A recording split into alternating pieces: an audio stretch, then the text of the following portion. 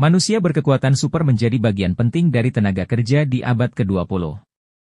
Pemerintah telah mengundang orang-orang dengan kemampuan khusus untuk mendaftarkan kekuatan mereka dan membantu membangun kota Lincoln.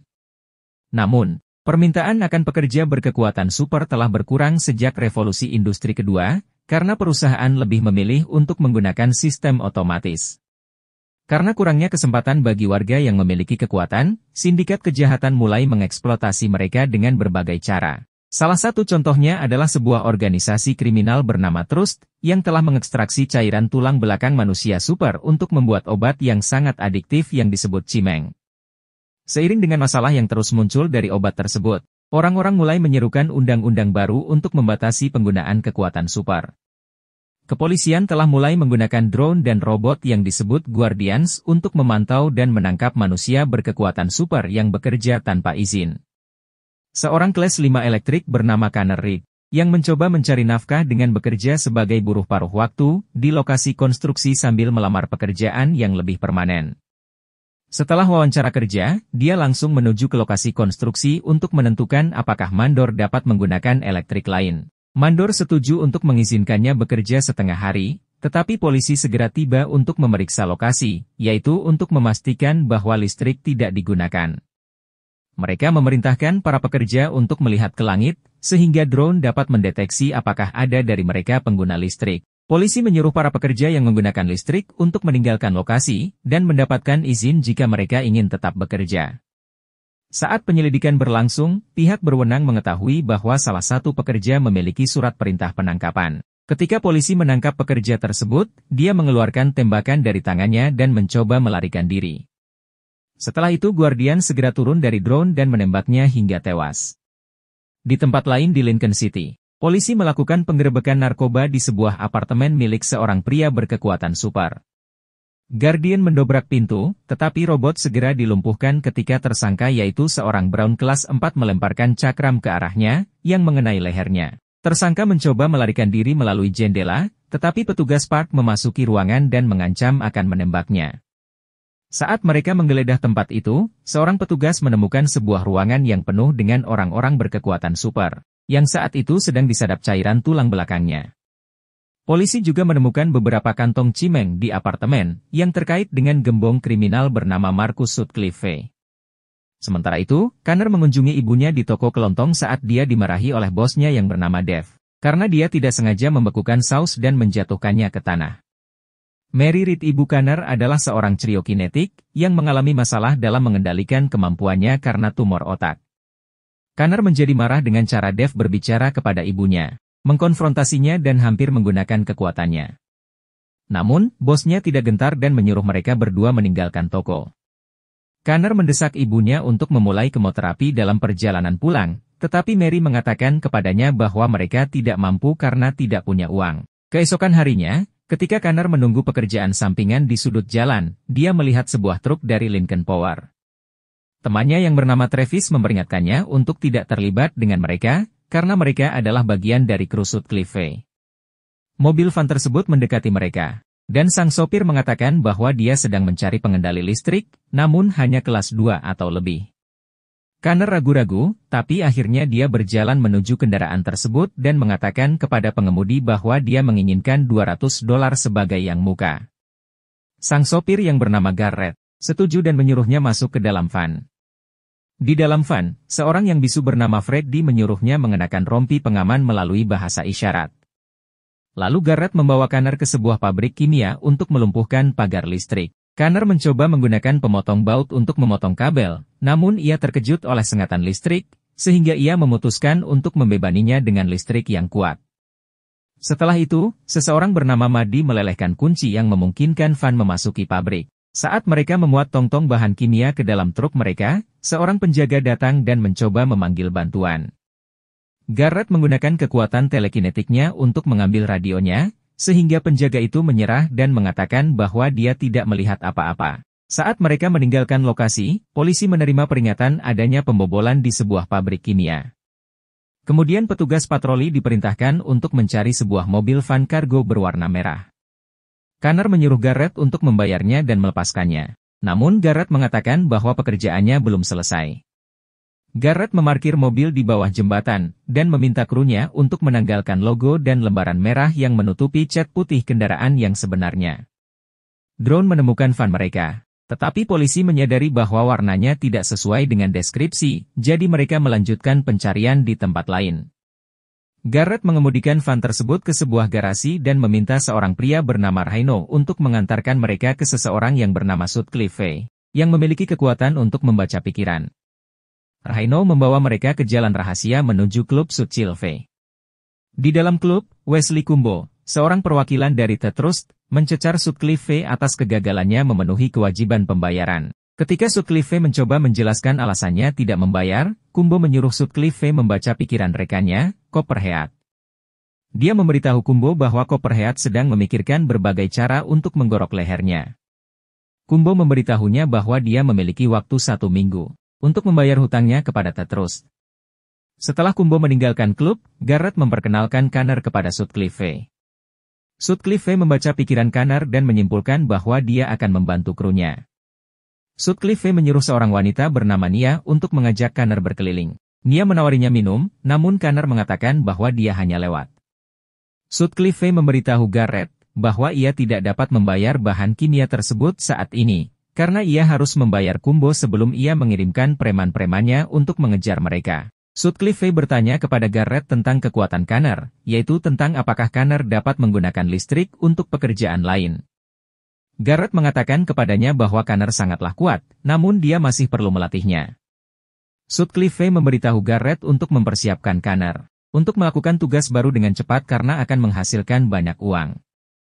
Setelah itu, Garrett mengantar Connor dan memberinya $300 sebagai bonus. Dia menyuruhnya untuk menunggu di tempat yang sama lagi keesokan harinya, yaitu untuk mendapatkan lebih banyak uang. Sebelum pergi, Garrett menasihatinya untuk tidak menyia-nyiakan bakatnya. Saat di rumah, Mary memberitahu Connor bahwa dia kembali ke toko kelontong untuk mendapatkan pekerjaannya kembali. Connor mengatakan bahwa bosnya itu brengsek, tapi Mary mengatakan bahwa mereka tidak punya banyak pilihan karena mereka butuh uang. Kembali ke klub, Nia mendekati Sutcliffe dan mengatakan bahwa dia menginginkan sedikit cimeng. Lalu Sutcliffe menunjukkan botol obat tersebut, namun Nia harus melakukan sesuatu untuknya sebelum dia bisa mendapatkannya. Sementara itu di jalanan, petugas Park dan Davis menyelidiki perampokan yang terjadi di pabrik kimia. Park menyimpulkan bahwa para tersangka mengambil 200 galon bahan kimia untuk bahan pembuatan cimeng milik Sutcliffe dengan Hido. Davis memberitahu Park bahwa ada seorang pengguna listrik yang membuat pagar menjadi korslet dan sebuah piro yang merusak kuncinya. Lalu Park menyuruh Davis untuk membuat daftar pengguna listrik yang memiliki kekuatan seperti itu. Keesokan harinya, Travis menasihati Connor untuk berhati-hati saat melakukan pekerjaan dengan anak buah Sutcliffe.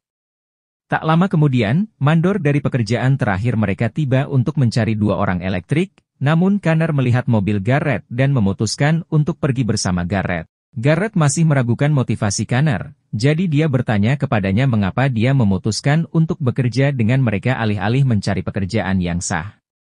Connor mengungkapkan bahwa dia membutuhkan uang untuk membiayai pengobatan ibunya. Lalu Garrett memutuskan untuk menguji kemampuannya, dengan memintanya untuk menghidupkan alarm mobil di luar restoran. Garrett mengaktifkan alarm dengan menghantamkan tinjunya ke kap mobil. Saat alarm berbunyi, Connor bertanya kepada Garrett berapa banyak yang akan ia dapatkan saat ia bergabung dengan mereka dalam pencurian berikutnya. Lalu dia menonaktifkan alarm mobil, setelah Garrett memberitahunya bahwa dia akan menerima $25.000. Garrett mengetahui bahwa ayah Connor merupakan seorang elektrik seperti dirinya, tertembak saat merampok toko minuman keras. Dia menyimpulkan bahwa ibunya membesarkannya tanpa kekuatan agar dia tidak berakhir seperti ayahnya. Garrett segera mulai melatih Connor dengan memintanya menyalakan bohlam, tetapi dia memecahkannya pada percobaan pertama. Sementara mereka mempersiapkan pencurian, Connor melakukan tugas-tugas kasar lainnya untuk Garrett, termasuk mengumpulkan pembayaran dari pengedar narkoba. Tak lama kemudian, Connor dapat menyalakan bola lampu tanpa meledakkannya. Garrett kembali menguji kekuatan Connor dengan mengadu kekuatannya dengan seorang tukang listrik lain yang menolak membayarnya. Pria itu meledakkan Connor dengan listrik, tetapi tidak berpengaruh banyak padanya. Lalu Connor menjatuhkan pria itu dengan sentakan yang lebih kuat ke dadanya. Garrett melatihnya untuk menggunakan kekuatannya dan menasihatinya untuk menjadi lebih kejam saat berhadapan dengan orang lain di lingkungannya. Suatu malam, Connor memutuskan untuk mengunjungi Dave di toko kelontong lalu mengancamnya. Setelah sampai rumah, Connor memberitahu ibunya bahwa dia diterima bekerja secara permanen. Sementara itu di luar rumah, Park dan Davis melakukan pengintaian untuk mengamati Connor. Mereka mengetahui dari catatannya bahwa dia tidak memiliki pekerjaan tetap, sementara dia berjuang untuk membayar tagihan medis ibunya. Park memberitahu Davis untuk memasukkannya ke dalam daftar orang yang menarik perhatian. Keesokan harinya, Connor dan Garrett mengunjungi sebuah bank untuk mengamati rutinitas mereka dan mencari tahu lokasi kamera keamanan serta brankas. Connor memberitahu mereka bahwa tidak ada cara untuk membuka brankas tanpa mengaktifkan alarm. Garrett mengatakan bahwa waktu datang drone adalah 7 menit, jadi mereka harus keluar dalam waktu 5 menit. Sementara itu di toko kelontong, Mary bingung dengan perilaku Dave karena dia jauh lebih baik kepadanya, dan bahkan berusaha keras untuk menghindari memberinya tugas. Malam itu, geng memasuki bank dengan bersenjatakan senjata api. Connor langsung menuju ke brankas untuk memutus aliran listrik, yaitu mencegah bank menguncinya dari jarak jauh. Saat alarm berbunyi, mereka meminta seorang karyawan untuk membuka brankas secara manual. Garrett mengancamnya saat dia menekan tombol kombinasi. Tetapi Connor mencoba menenangkannya, menyuruhnya untuk rileks dan menarik napas dalam-dalam. Saat brankas terbuka, Garrett menjadi sangat marah saat mengetahui bahwa sebagian besar uangnya hilang. Pegawai tersebut memberitahu mereka bahwa bank telah mengosongkan brankas pada hari itu. Geng ini memutuskan untuk mengambil apa yang tersisa dan meninggalkan bank. Ketika mereka keluar, drone sudah menunggu mereka. Connor menghantam drone tersebut dengan sebuah serangan, membuat kendaraan udara yang membawa Guardians itu jatuh ke tanah.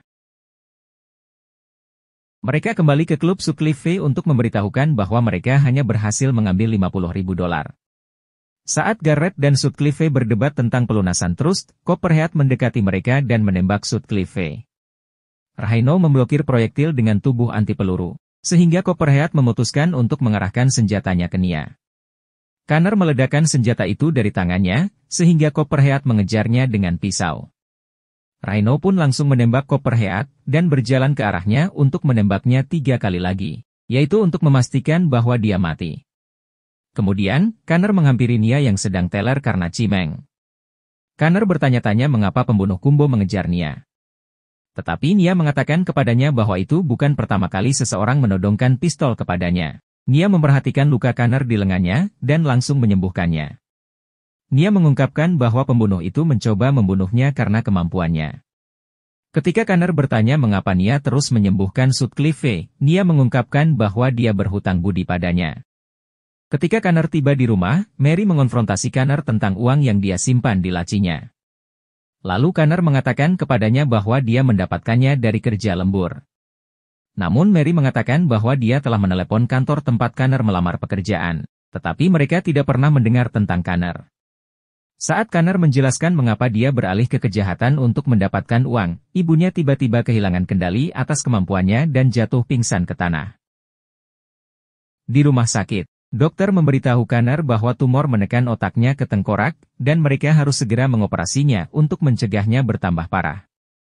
Dia bertanya tentang biaya operasi dan mengetahui bahwa dia tidak mampu membayarnya. Di luar rumah sakit, Park dan Davis menunggu Connor yang mengundangnya ke kantor polisi. Park bertanya tentang perampokan di pabrik kimia dan bank, tetapi Connor mengatakan bahwa dia tidak tahu apa-apa. Mereka memperingatkan Connor bahwa dia bekerja untuk penjahat paling kejam di Lincoln City, yang mengacu pada Sutcliffe. Lau Park menyombongkan diri bahwa mereka akan membakar cimeng senilai $4 juta milik Sutcliffe minggu depan. Dia menduga bahwa tidak akan lama lagi, mereka akan menjatuhkan sang penguasa kejahatan. Park menyebutkan ibu Connor yang sedang sakit dan menawarkan untuk membantunya jika dia memberikan informasi tentang Sutcliffe. Lalu Davis menyela mereka, dan mulai mengejek Connor dengan menghina ayahnya. Connor merasa jengkel dan menyuruh mereka untuk memeriksa ulang rekaman keamanan, karena mereka telah menangkap orang yang salah. Park menyuruh Davis untuk melepaskan Connor, dengan alasan mereka tidak memiliki cukup bukti untuk menahannya. Davis merekomendasikan untuk menanamkan bukti pada Connor, dan mengingatkan bahwa orang yang berkekuatan listrik bisa berbahaya. Lalu Park berjalan pergi, terkejut dengan saran Davis yang tidak mencerminkan seperti seorang polisi. Setelah keluar dari stasiun, Garrett menjemput Connor di jalan. Connor bersumpah bahwa dia tidak mengatakan apapun kepada polisi, dan meminta Garrett untuk membawanya ke Sutcliffe karena dia punya ide untuk sebuah pekerjaan. Ketika mereka tiba di garasi, Sutcliffe membaca pikiran Connor dan mengetahui bahwa dia tidak mengungkapkan apapun. Dan setelah mendengar ide Connor, Garrett menyarankan untuk mencegat polisi. Saat mereka mengangkut cimeng senilai $10 juta ke tempat pembakaran. Connor membuat kesepakatan dengan Sutcliffe, menyuruhnya untuk menyerahkan Nia kepadanya saat dia mendapatkan cimeng. Sutcliffe mengetahui bahwa Connor akan menggunakan Nia untuk menyembuhkan ibunya yang sedang sekarat. Mengetahui hal ini, Nia marah dan meninggalkan ruangan. Garrett membuat kesepakatan sendiri, meminta Sutcliffe untuk menganggapnya sebagai mitra, dan bukan bagian dari krunya. Sutcliffe pun setuju, dan mengatakan Garrett pantas mendapatkannya. Saat mereka merencanakan pencurian, Connor bersikeras bahwa tidak boleh ada penegak hukum yang terbunuh. Lalu Connor mendekati Nia, dan berjanji akan melepaskannya setelah dia menyembuhkan ibunya. Nia pun langsung membentaknya, mengatakan bahwa dia hanya penting baginya karena dia seorang penyembuh. Pada hari pencurian, geng menyiapkan penghalang jalan dan mengawasi van lapis baja.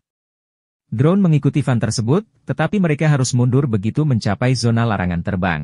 Setelah mencapai area tersebut, pengemudi melihat penghalang jalan dan mengambil jalan memutar. Maddie dan Freddy mengikuti van tersebut dengan mobil mereka saat Garrett menghalanginya dengan truk sampah. Saat sang sopir berteriak padanya untuk memindahkan kendaraannya, Garrett mencoba mengulur waktu, sehingga Connor dapat mengumpulkan tenaga untuk meledakkan van tersebut. Beberapa saat setelah Garrett keluar dari truk, Connor akhirnya menghantam van tersebut dengan ledakan yang kuat, yang melumpuhkan para Guardian. Lalu Garrett menggunakan kekuatan telekinetiknya untuk membuat para Guardians tidak berdaya. Connor memutus sirkuit Guardians di dekat Garrett, sementara Freddy dan Maddie melumpuhkan robot-robot yang tersisa. Lalu Maddie melubangi van lapis baja yang cukup besar, sehingga Freddy dapat menjatuhkan gas air mata di dalamnya. Para polisi segera keluar dari kendaraan saat mereka tersedak. Setelah gagal mendapatkan respon dari van tersebut, drone memutuskan untuk memasuki zona larangan terbang. Lalu Maddie mengambil koper-koper cimeng dari para penjaga, dan menyerahkannya kepada Rhino. Para penjaga memohon agar mereka melepaskannya, tetapi anak buah Rhino mulai menembaki mereka. Rhino juga menembak Maddie dari belakang, saat dia berbalik untuk melihat apa yang terjadi pada para polisi. Garrett memindahkan Freddy dengan telekinesis untuk melindunginya saat Rhino dan anak buahnya menembaki mereka. Lalu Rhino pun pergi, meninggalkan dua anak buahnya untuk menghadapi Garrett dan rekan-rekannya. Setelah itu, lebih banyak Guardian tiba di lokasi, yang memungkinkan Garrett, Freddy dan Connor untuk berlari saat preman Rhino teralihkan perhatiannya. Salah satu preman menembaki Garrett, sementara yang lainnya menyerang para Guardian. Robot-robot yang tak kenal ampun itu membunuh kedua preman tersebut, sementara Garrett dan krunya lari ke tempat yang aman. Saat mereka melarikan diri, Freddy menyadari ada peluru yang mengenainya, sehingga Garrett menggendongnya untuk ke mobil. Sementara itu, Rhino tiba di bar Sutcliffe dan menunjukkan cimeng kepadanya. Lalu Nia bertanya kepada Sutcliffe di mana yang lain berada, namun dia mengabaikan pertanyaannya dan memberikan botol cimeng. Sutcliffe mengisyaratkan bahwa dia tidak bisa membiarkan Nia pergi, karena ayahnya masih berhutang banyak. Setelah mengetahui bahwa Freddy telah meninggal, Connor menyalahkan Garrett atas hasil pencurian yang membawa malapetaka. Dia berpendapat bahwa Sutcliffe mengkhianati mereka karena tuntutan Garrett. Di kantor polisi, Davis memberitahu kepala polisi bahwa Connor adalah salah satu tersangka utama dalam pencurian tersebut. Namun, Park bersikeras bahwa Connor hanyalah seorang pion, karena dia bukan tipe orang yang akan membunuh polisi. Connor pun mengunjungi ibunya di rumah sakit, dan berjanji padanya bahwa dia akan menemukan cara untuk mendapatkan pengobatan untuknya. Namun Mary memintanya untuk menghentikan apa yang dia lakukan dan membiarkannya mati dengan tenang. Sementara itu, Park mengunjungi rumah mantan istrinya untuk menghabiskan waktu bersama putrinya yang bernama Lina. Lina mengatakan kepada ayahnya bahwa anak-anak lain takut padanya, karena dia telah menggunakan kemampuannya untuk memindahkan benda-benda di sekitarnya. Saat mereka berjalan bersama Park, Lina mengungkapkan ketakutannya bahwa orang tuanya yang akan membuangnya karena dia mendengar dari berita bahwa itulah yang terjadi pada anak-anak seperti dia. Saat Park mencoba menghiburnya, Travis mendekatinya untuk menyampaikan pesan dari Connor. Lalu Park bertemu dengan Connor di sebuah restoran untuk mencari tahu apa yang diinginkannya. Namun Connor bersikeras bahwa sudah terlambat untuk membuat kesepakatan. Connor meyakinkannya bahwa dia akan menyerahkan diri kepada polisi, tetapi dia ingin membantu mereka menangkap Sutcliffe terlebih dahulu. Di kantor polisi, para polisi bersiap-siap untuk bergerak menangkap Sutcliffe. Sementara itu di bar, Sutcliffe mulai batuk-batuk tak menentu. Jadi dia memanggil Nia untuk menyembuhkannya. Saat Nia mengobatinya, polisi mematikan listrik dan mulai menembaki mereka. Selama baku tembak, Sutcliffe melarikan diri bersama Nia dan Rhino melalui lorong yang mengarah ke garasi. Ketika mereka tiba, Garrett menembaki mereka, yang mengenai dada Sutcliffe. Rhino mencoba membalas tembakan, tetapi Garrett menggunakan kekuatan telekinesisnya untuk menjatuhkan pistol dari tangannya. Garrett menembakkan beberapa peluru ke arah Rhino, tetapi dia masih bisa bangkit dan menyerangnya. Sebelum Rhino dapat menjangkaunya, Garrett menggunakan kemampuan telekinesisnya untuk memperlambat gerakannya. Connor pun segera tiba dan mencoba untuk meledakkan Rhino dengan listrik. Sementara itu, Sutcliffe mencoba mengarahkan pistolnya ke Nia dan meminta untuk menyelamatkannya. Rhino berhasil menangkap Connor dan membantingnya ke meja. Connor mencoba membebaskan diri dengan menyetrum Rhino, namun tegangan listriknya tidak cukup kuat untuk menghentikan Rhino. Saat Rhino mencekik Connor, Garrett mengambil sebuah alat logam tajam dan menusuk mata Rhino. Lalu Connor menghabisinya dengan menembakkan aliran listrik ke kepalanya. Nia mendekati Sutcliffe, tapi bukan untuk menyembuhkan, melainkan untuk mengambil pistolnya. Lalu Garrett menggunakan kekuatan telekinesisnya untuk mencekik Sutcliffe dan merebut pistol itu dari Nia. Connor memberitahu Nia bahwa dia akan bebas pergi setelah dia menyembuhkan ibunya. Garrett memberikan pistol milik Sutcliffe ke Connor, menyarankannya untuk mengambil apa yang dia butuhkan. Namun, Nia menunjukkan luka di lengannya sebagai hasil dari penyembuhannya beberapa hari yang lalu. Mengatakan kepada Connor bahwa dia bisa mati jika mengobati ibunya. Meskipun Nia menolak, Connor tetap membawa Nia ke rumah sakit.